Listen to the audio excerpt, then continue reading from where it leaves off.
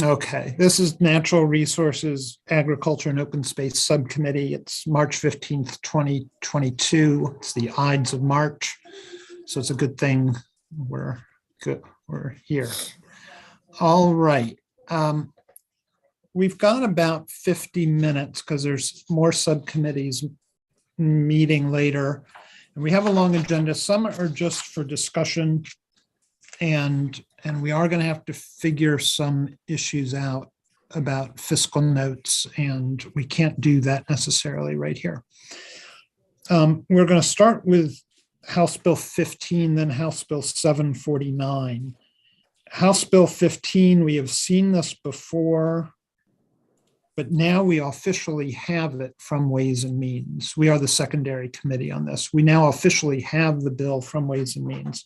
So Kristen, would you let us know what's going on with this bill and what it does, please? Sure. The bill requires MDA to classify as a Tier 1 invasive plant or a Tier 2 invasive plant each invasive plant species identified in the Plant Invaders of Mid-Atlantic Natural Areas publication issued by the National Park Service and the U.S. Fish and Wildlife Service. As introduced, there was a sales and use tax exemption on the sale of native plant species.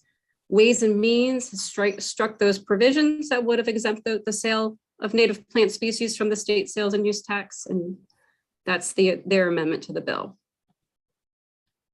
Any questions on the status of the bill? So the bill is before us as amended by Ways and Means, Kristen? That's correct. And we didn't have, and there have been no amendments presented to this committee on We have not received any further amendments. any discussion on House Bill 15? I'll move the bill, Mr. Chairman. Second. All right, House Bill 15, invasive and native plants. Mr. Chair, Delgado. was this, they're classifying it, but that took the fiscal note away other than they're classifying as invasive species? There's two parts of the fiscal note that are in the that the bill addresses. There's a fiscal impact from the sales and use tax exemption. Since those provisions are being amended, that's out of the bill. However, the cost to MDA, there is operational cost to MDA to conduct the weed assessments that would need to take place to identify additional plant species.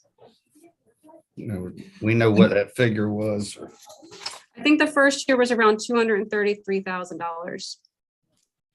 Kristen, we got approval for this fiscal note.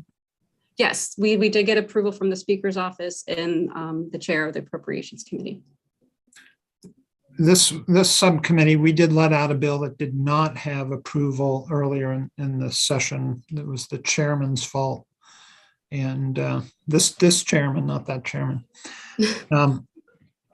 So, okay, Charles, you still have the floor. I was concerned it's creating another advisory committee or something that, you know, currently the system works pretty good of establishing these species on a list and controlling them.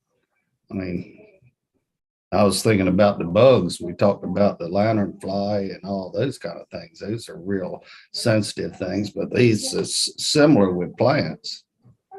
So I'm just concerned of what panel will be established and who's doing it, you know.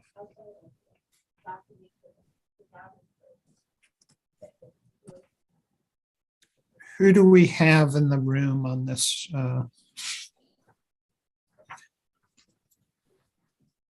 Delegate Gilchrist, this is Cassie Shirk from the Maryland Department of Agriculture. I have our program manager, Kim Rice. She's in the meeting as well, and I'd be happy to direct some of the questions to her if that'd be possible. Thank you so much for being here. And yeah, please, would talk about Delgado's issue for a moment.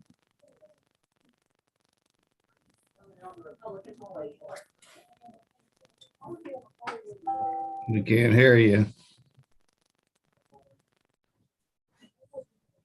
Or no, not so much. Somebody else needs to mute while we're trying to get, oh, did we just lose somebody? I think she's going to try to jump off and reconnect so we can hear her. All right.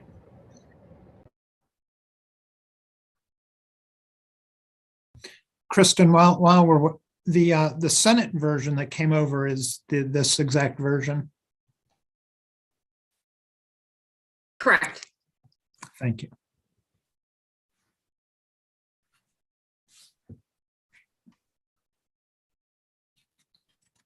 Lisa Radov, are you out there? Yes, I'm here. Okay, you weren't muted. Would you better mute yourself? Okay, Kim, we can see you now. Can we hear Can you? you hear me? I went out. Can you hear me now? Okay, I'm sorry about that. I have mic issues. So we presently have a committee. And the issue with it is that these weed risk assessments take anywhere from 6 to 8 weeks to complete per plant. And when the bill was originally put in, I think back in 11 or 12, the committee members were well experienced and were able to do the weed risk assessments. And presently, all those people have either left state service or retired or have left the committee. So presently, we don't have anyone on the committee that's experienced to do weed risk assessments. And because of the length of time that they take, I don't have staff that can complete these. And when you look at the brochure, there's approximately 70 to 75 plants just in that brochure. And about 30 of them would probably not fit our regs. So we're looking at about 40 to 45 plants that we would have to do weed risk assessments. And that doesn't include the plants that we already have on a list. So that's why we've included 3 permanent staff. And this takes a lot of work for our nursery inspectors. Once the plants get on the list, educating and regulating the law with either a tier 1 or a tier 2. So if you have any more questions, I don't know if that was clear enough, but that's why we'd asked for additional staffing. Well, that makes sense to me, but I was just concerned that there is qualified people in how these things were listed. And weed risk assessment, honestly, is the best way to go. If you want to put a plant on a list, scientifically based, we support that 100%. That's how we should be doing it. We just don't have the staff and time to complete them because they just take so long. We worked with USDA. I mean, they have people that this is their job and that's all they do to put that on their lists. So that's where we're running into a little bit of issue. Now you've answered my question, I guess. Any other discussion? Delegate Stein and Delegate Jacobs. Thank you, Mr. Chairman. I understand that there are costs to the department for implementing this, but I guess we have gotten approval from the Appropriations Committee, and also the bill, unless this has been changed, it also requires state agencies and entities that receive state funding to prioritize the use of native plants for projects. And that's a good way to promote native plant use and also help increase the market for native plant growers in Maryland.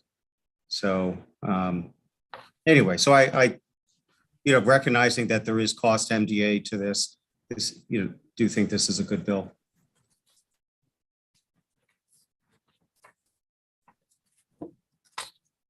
All right, Delegate Jacobs. Yes, so let me make certain the 3 positions in the fiscal note are included in the bill now. Is that correct?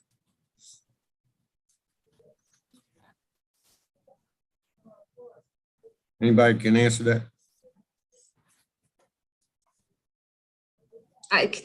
Can you just ask the question again?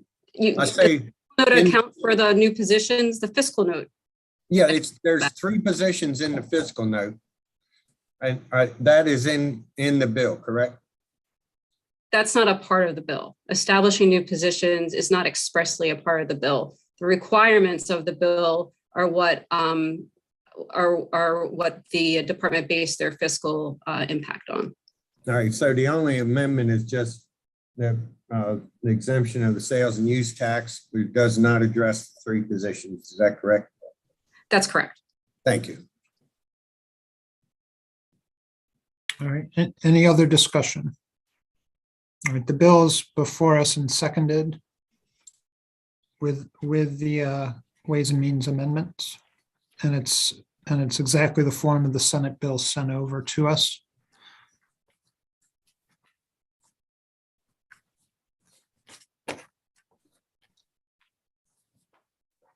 Would someone like to move the bill? So moved. Second. All right, all those in favor of the bill say aye. Aye. Aye. Any opposed? Okay, House Bill 15 passes with the Ways and Means Amendment.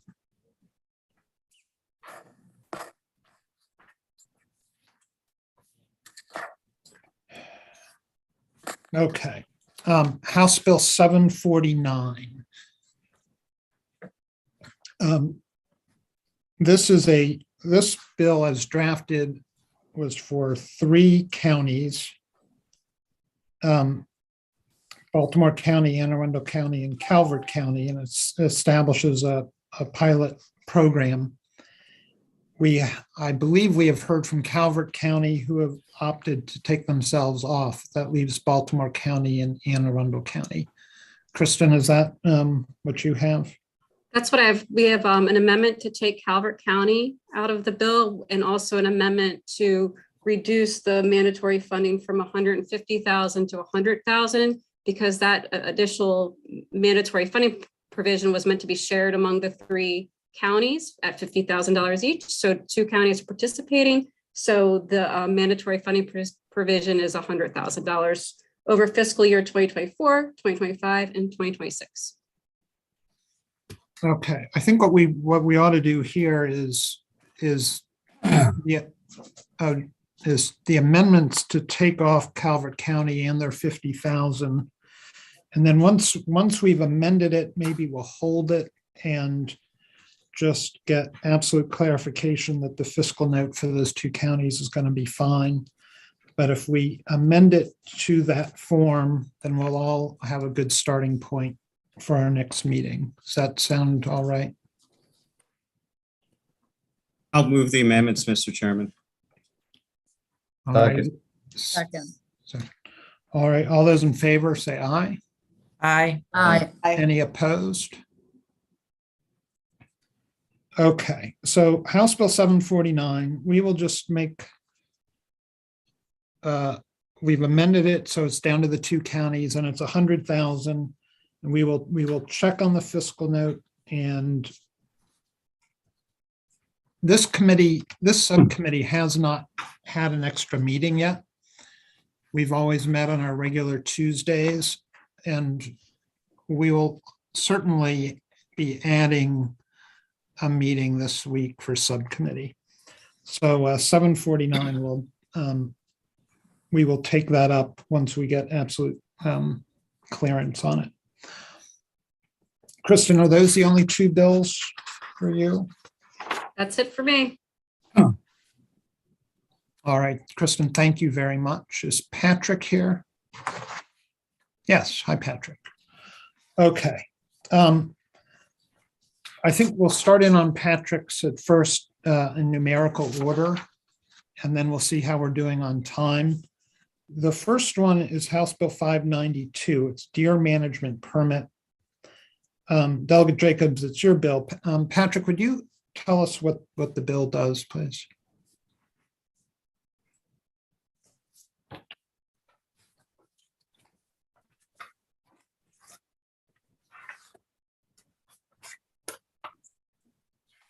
Patrick, you're muted. Sorry about that.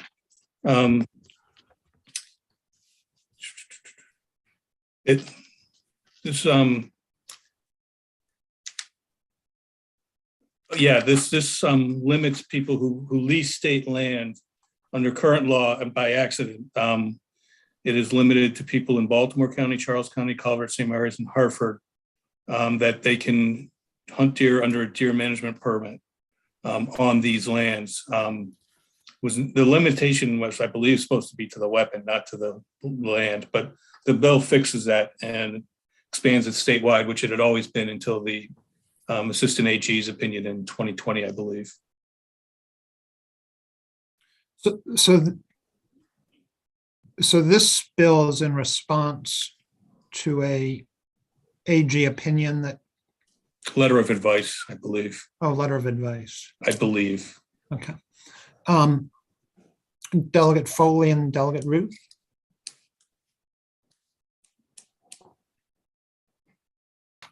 I'm Delegate sorry. Foley. Yes, my question is, I just want to be clear, Patrick, that what this does is it extends the limitation on the firearms that can be used statewide. Is that what it does? I do not believe so.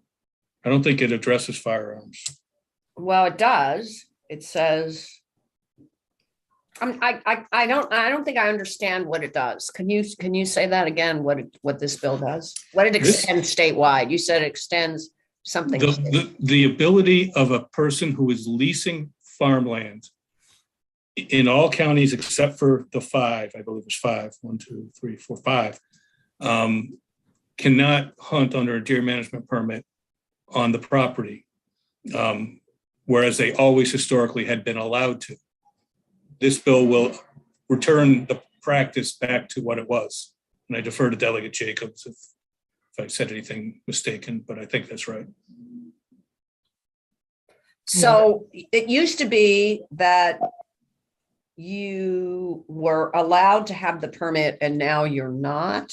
If you No, they could still have the permit. They just, well, actually, there would be no use to get the permit if you can't harvest deer with it. So, yeah. Okay. So it's actually limiting, right? It's limiting. Is that right? No. No. I'm sorry. I'm so confused. I don't understand. There's 5 counties right now where you can get a deer management permit to hunt on leased state land and hunt deer. Okay. This expands it to all counties. Okay. I think I got it. Delegate Jacobs, it is your bill, but in order, it's Delegate Ruth, Delegate Lehman, Delegate Jacobs. Well, But Delegate Jacobs, did you want to say something to introduce your bill? Yeah, I mean, Patrick's got some of this correct, but, and he mentioned it in the beginning when he started explaining it. This was already current law.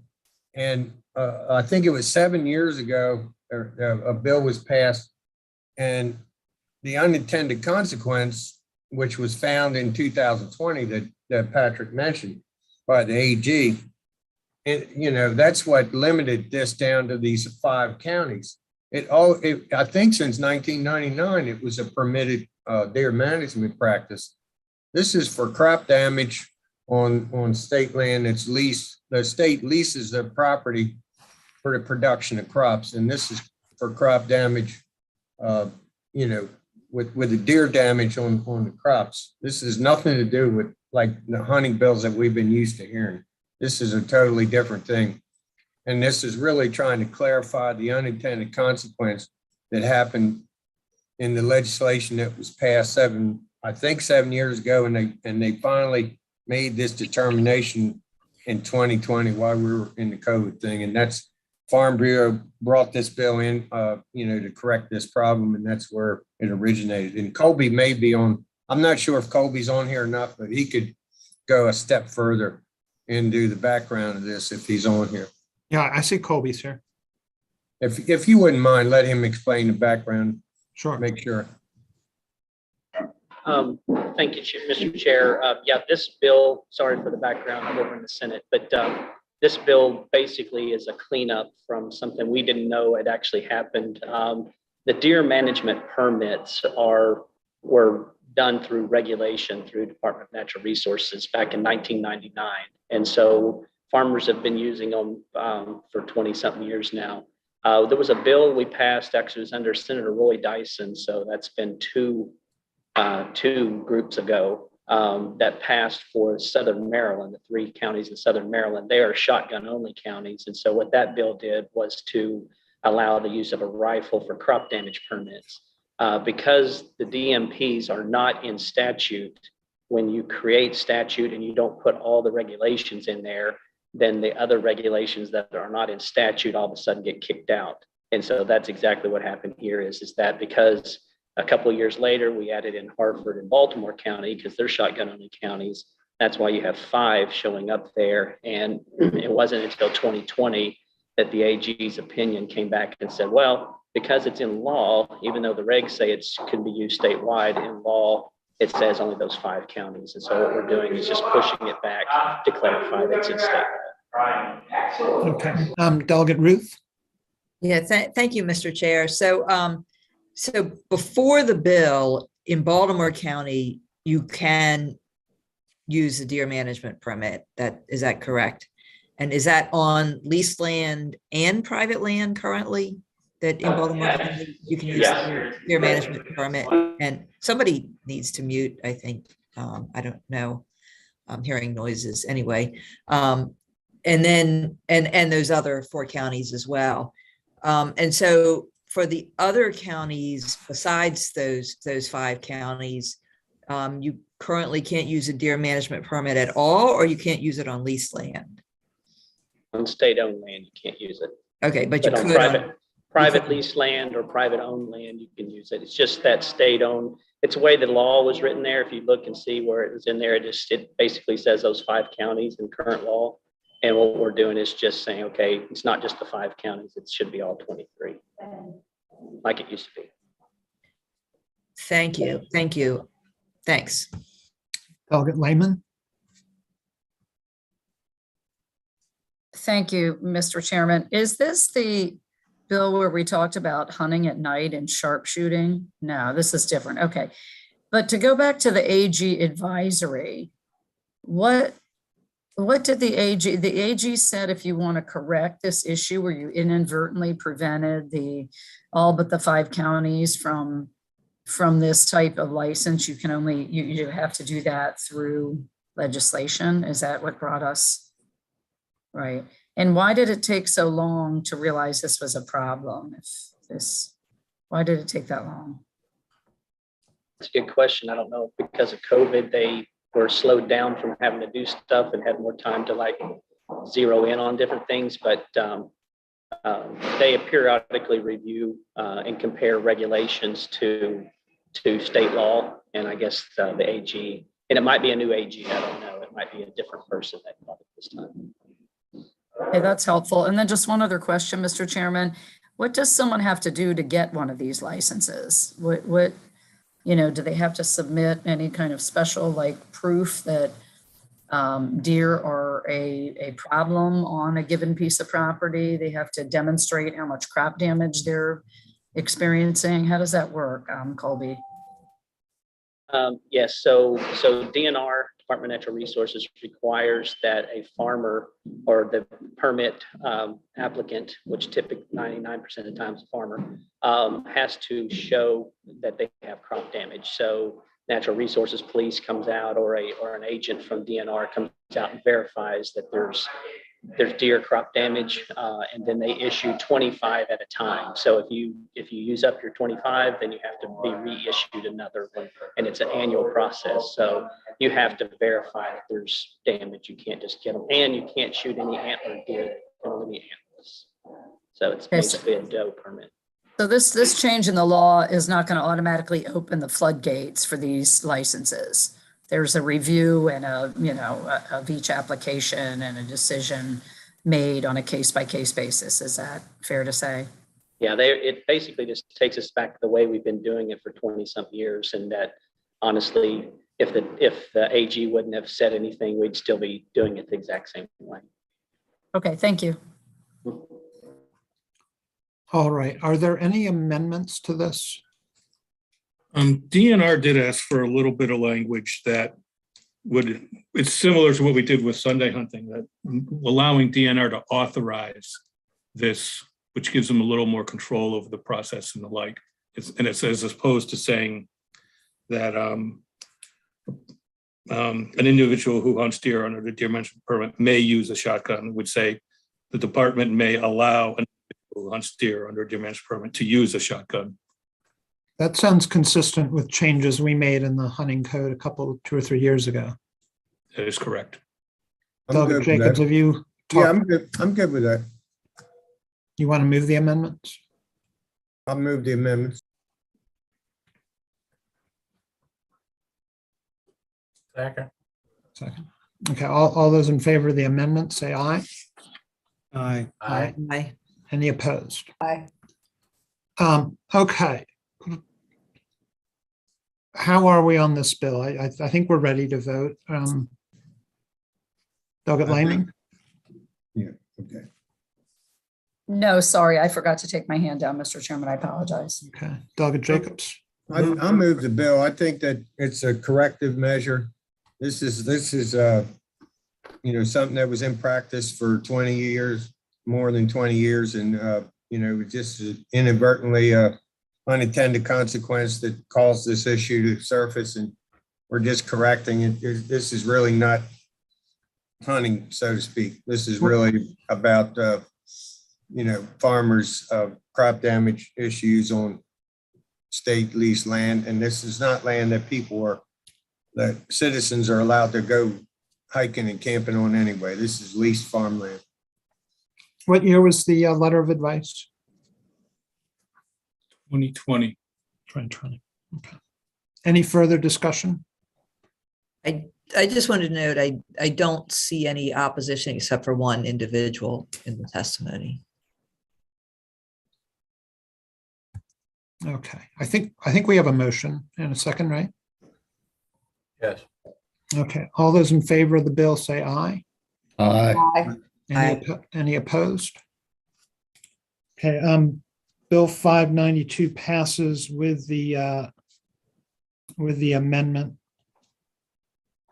giving DNR some more leeway.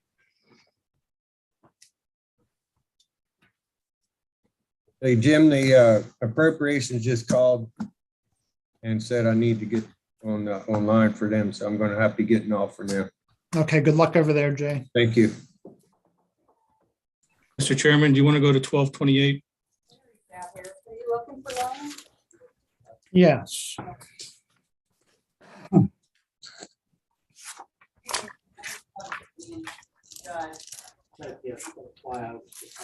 Okay.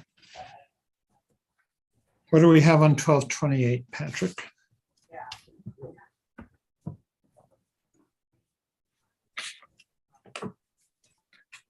All right. House Bill 1228 was the oyster bill. I apologize. Papers are all over the place. That first of all, it repealed the state income tax credit for oyster shell recycling, and then replaced it. It authorized our BIDCO to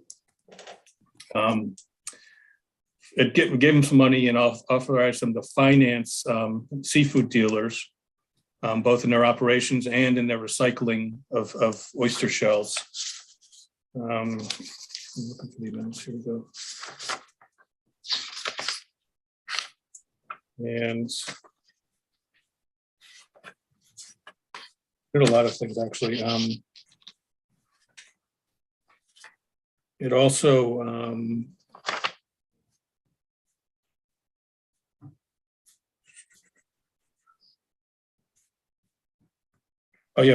provided grants for the collection of oyster shells, and then put out some appropriations for mapping and for in the Eastern Bay for sanctuaries and for public fishery bars. And then they did strike in the amendments, they did strike the $20 million for the hatchery at where was that?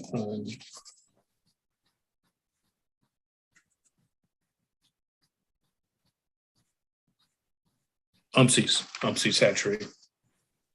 So the 20 million, which caused a lot of heartache at this hearing, has been stricken from the bill. It's my understanding that most are on board and they're just trying to get the last stragglers. I can't speak to that though. And we have the clearance on the remainder of the fiscal net. What's that? We have the clearance on the remainder of the fiscal net. I believe so. I mean,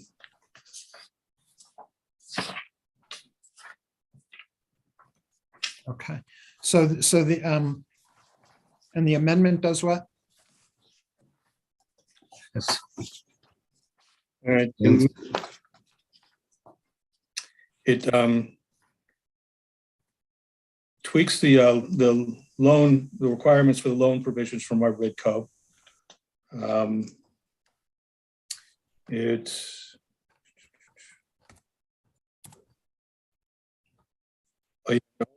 alters the payments. Instead of a tiered payment for oyster shells to under the oyster shell grant program, they just put a straight $5 per bushel instead of a tiered program they had in the bill, a maximum of $2,000 a year. And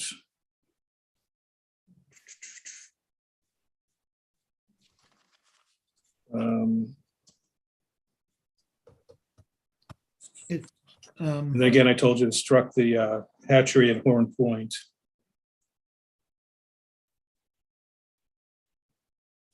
Right, and oh yeah, and then we're required. It put in the money for Eastern Bay, requires about $1 million a year for 3 years for planting and the like, for sanctuaries in Eastern Bay and for planting on fishery bars in Eastern Bay. Required them to evaluate these plantings, and then the funding after the 2026 fiscal year would be dependent on that evaluation. Okay. Delegate Ruth has a question. Thank you, Mr. Chair. And I just wondered if the amendments address the concerns of the Chesapeake Bay Foundation. I can't speak for them. I've been told that pretty much everybody's on board and they're just trying to get the last people on. Are they, I don't see anyone. Are they on this call? I don't see anybody from the Bay Foundation here. The Bay Foundation, so if you look in their amendments are in. And you know, not everybody's 100% happy. I know that, but that's a sign of good legislation. I Sure. suppose. I understand that. And, you know, I certainly understand that. Mr. Chair, since we're meeting again this week, would you mind if we hold this bill so I could check in with them? You can check in with them between now and the full committee too. How is our schedule looking? Today is Tuesday. When would the next opportunity for a subcommittee to be? I think they want this out. Okay. Yeah, Delegate Ruth, I think we might answer a lot of questions between here and full committee, if that's all right with you. Okay. Thank you. Delegate Stein. Thank you, Mr. Chairman. Just to confirm, the substrate related research is still in? Correct. Okay.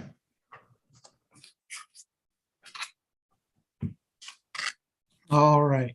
Any other discussion? Yeah, Mr. Chairman, I'd hate to take this up without Delegate Jacobs here. He's my moisture advisor.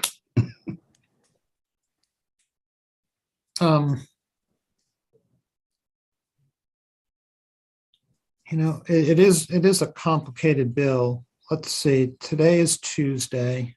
Dana, your subcommittee's meeting tomorrow? Yes, tomorrow at 2.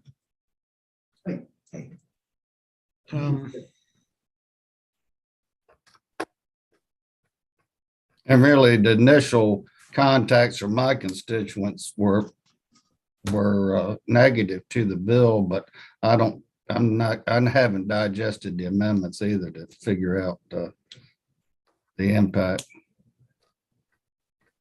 Okay. Um,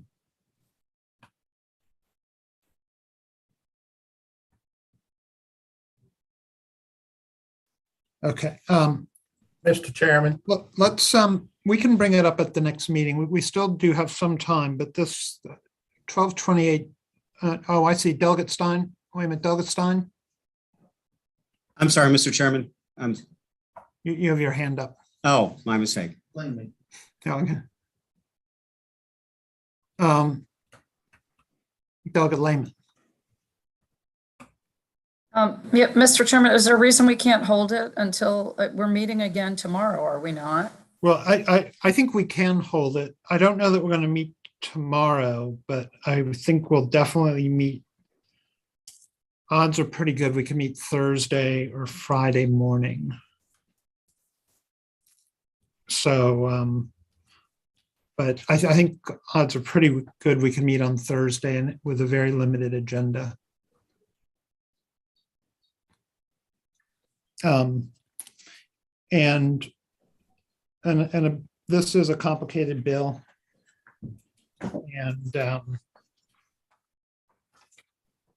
and we could meet just on this bill as well. Okay, so let's hold 12:28, but keep it at the top of your minds.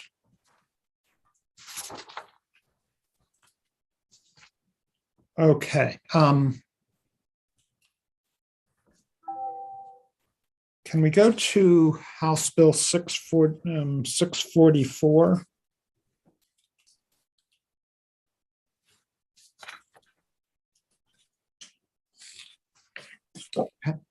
Patrick.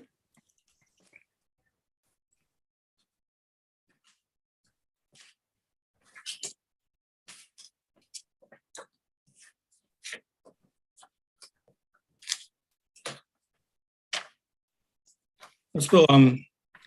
644 was a bill that we passed last year. It does have an amendment to make it different from last year. The amendment the bill with the amendment prohibits a person from placing hound nets in the Susquehanna River, and then repeals, or not repeals, but strikes the new language to prohibiting establishment of a hull seine fishery in the Susquehanna. I believe the cross file is coming out. Oh, because last year we sent it over and then it died. Yeah, it's a little, this bill's a little confusing because the testimony talks about boats and duck hunting and everything. And I don't know, I didn't see where it was particularly relevant, but the bill itself didn't have any particular opposition or anything. This is the one where they were talking about pound nets and about how they're built to specific locations and the like, but the bill prohibits pound nets. So that's what it is. It's the same as last year with the prohibition against placing hull signs taken out. That's what you have. Okay. Delegate Lehman.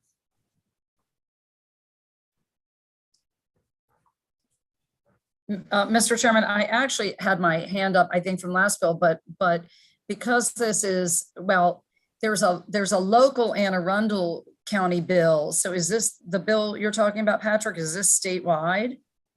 No, this is the Cecil County. Oh, I'm sorry. Okay. Because it's also, yeah, it's controversial and there is a discussion underway in Anne Arundel. So thank you. Sorry about that. Confusing my bills. Confusing my hull sign bills.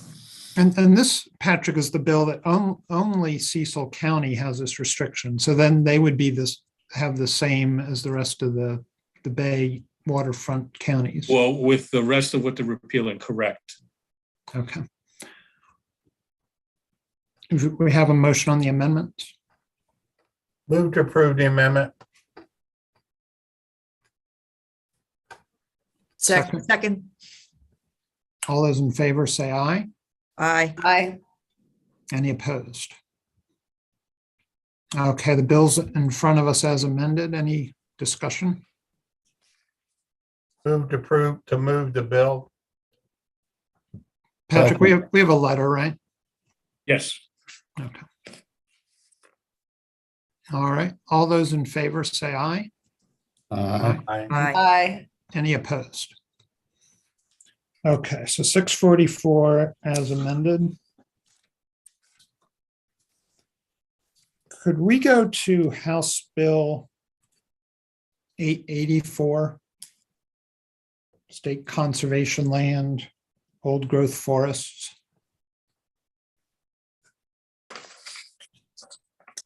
Yeah, I sent an amendment to Carleen earlier today on that bill. Okay. What the amendment does is we voted on the amendment in concept last week. And what the amendment does is applies the prohibition on logging just to wildlife management areas and to state parks. We took out all the easement programs and the program open space, and we took out state forests. So it just leaves those two. Are there any questions on the amendments?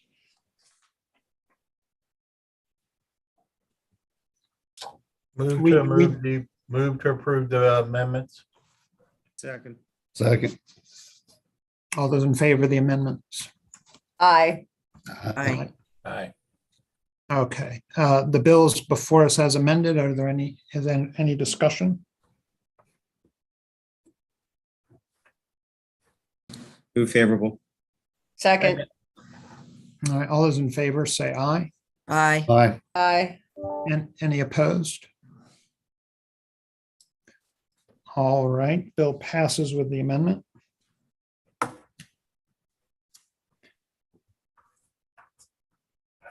Can we go, we have about 10 minutes left.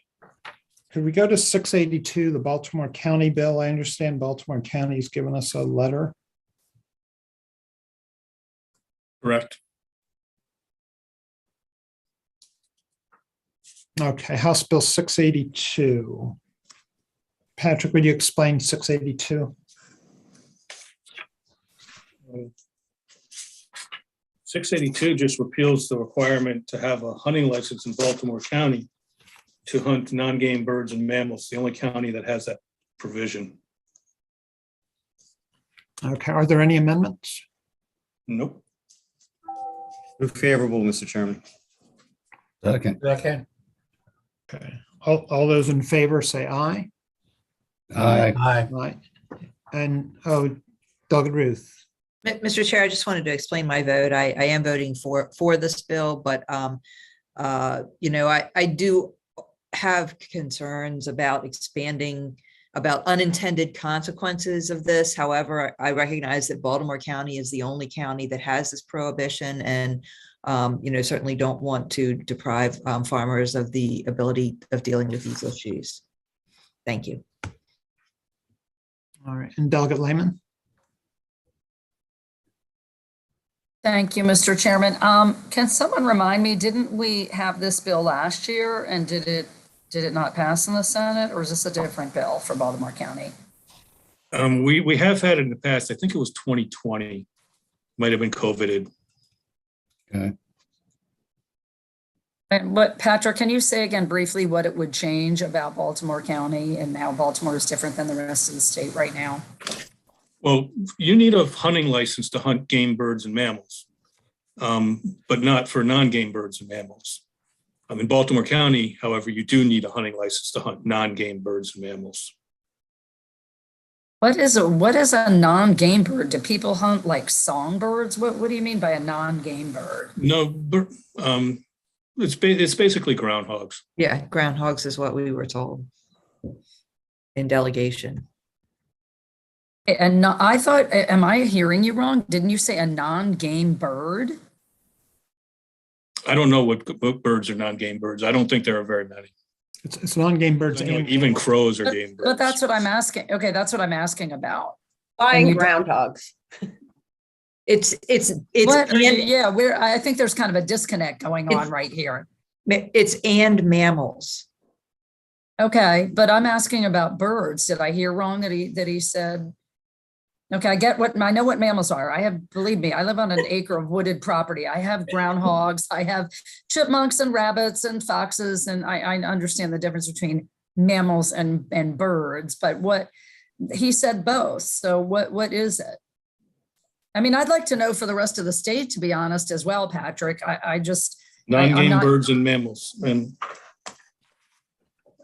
yes, And so birds. you're saying without a license right now, somebody can go and shoot a crow, for example? If No, that's crows are game birds. They are. Okay. I don't know if Colby, that, I don't know somebody what's else help non-game. us out? I Yeah, really don't. I'm really not trying to be, Mary, it looks provocative like, here. Mary, I'm it trying to looks like understand. Colby wants to help you out. Okay. Yeah, Delegate, great question. It's the same question I've had to DNR several times. So basically it is the catch-all that DNR uses. So they call them game birds and mammals. That's where your ducks and geese and basically every type of game bird that would be migratory birds and all those kinds of things, along with mammals such as deer and coyotes and all that kind of stuff. They basically, DNR calls them non-game bird. They just catch all into one pile, I should say. Really the only thing that's out there that are problems that we're talking about is nutria and groundhogs, which are basically nutria, the same thing. They're just in Dorchester County. So really when it says non-game bird, there's really nothing out there. I mean, because pigeons are not allowed. There's pretty much every other bird that we know of is protected. Right. It's just And migratory birds are not allowed, correct? correct. Yeah. Right. So So like I buzzards, just, everything. yeah, the term is puzzling. You would think they would stop using it, but okay, thank you for that. I appreciate it. Delegate Ruth. Thank you. I think maybe Colby answered it, but I was just going to try to clarify a little bit.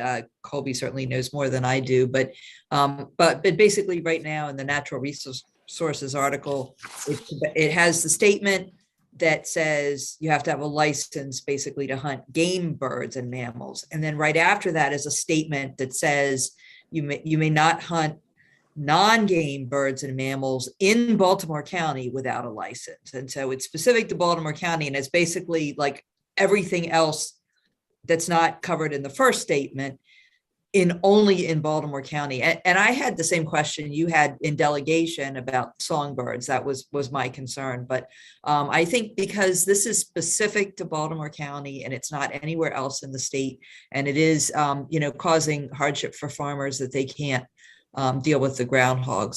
That's why I voted for it. Thank you. Paul, did you turn on your camera for a reason? Yeah, I thought I could help, Mr. Chairman, if you can hear me. I'm can hear going to you. keep my camera off because I'm driving, but the simple answer is that all of the other species that are not non-game birds and non-game mammals are protected, and they're either considered protected species under the state law or they're protected under federal law. So cardinals and jays and all of the birds you see in your backyard, the various native sparrows, they're not listed there because they're considered protected. So a person would not be authorized either in the other counties where this already exists or in Baltimore County where the bill passed to shoot those other species, because even though they're not considered non-game birds, they are protected birds. Paul, thank you so much. No problem. Thank All you. right. I think we are in the middle of a vote. So this is House Bill 682. It's a Baltimore County bill. We have a letter. All those in favor say aye. Aye. Aye. Any opposed? All right. Mr. Chairman.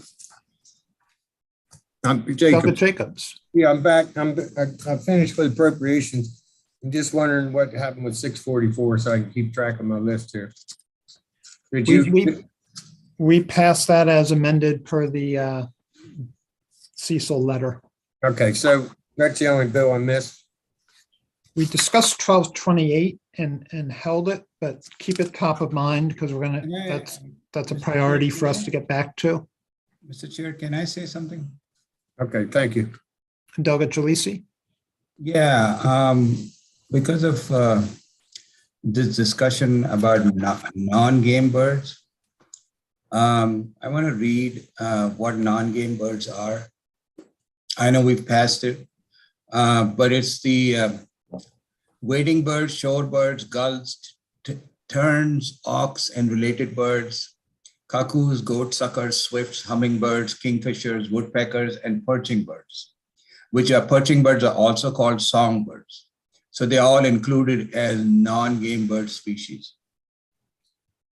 I think Delegate Ruth was talking about songbirds, so they are included in it. Just, right? If I may, those are all protected though.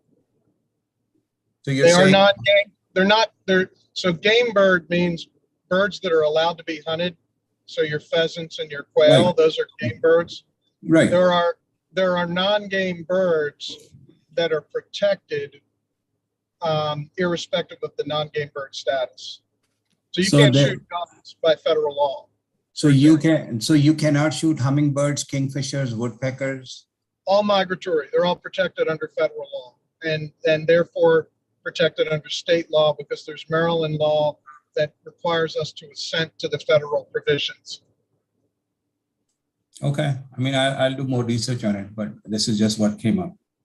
Understood. Yeah, thank you. Okay. We're just at the end of our time. And this is the last regularly scheduled subcommittee meeting of before crossover, but we will now start scheduling extra meetings with very limited targeted agendas. So thank you all very much and have a good day.